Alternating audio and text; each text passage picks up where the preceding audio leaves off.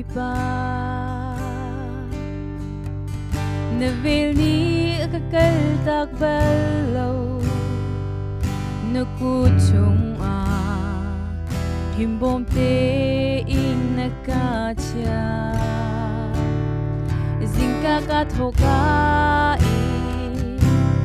Zangi ilai tiang Nachat nakhi Sakadu bồi ba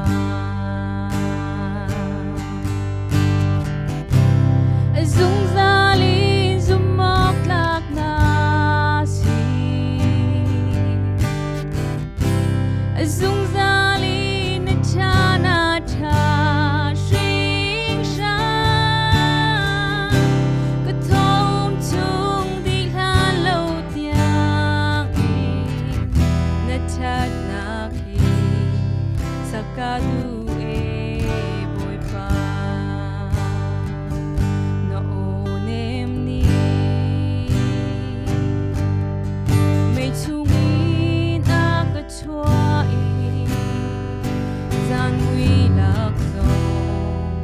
Kapong ana sung za Bachabik na si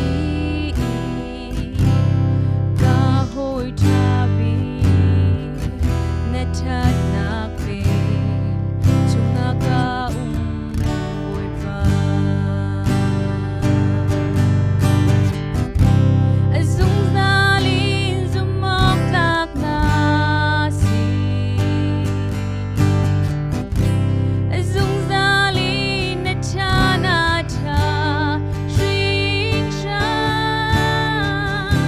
Katom chung di lan lo tiang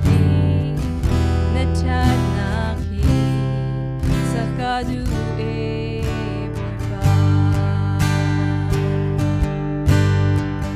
Nachat nakhi zung zalin Akazul zung zalai Nachat nakhi zung zalin Akazul zung zalai Kasining le ka zay zong di laki Thang chat nak perkandu Nachat nakhi zung zalin Akazul zung zalai Nachat nakhi zung zalin Akazul zung zalai Kasining le ka zay zong di laki Thang chat nak perkandu Nachat nakhi zung zalin Akazul zung zalai Zung zalin zumok lak nasi Zung zalin nachana cha shing sha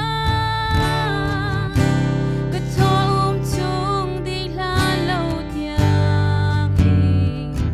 Nachat nakhi Sakadu bồi ba Nachat nakhi Sakadu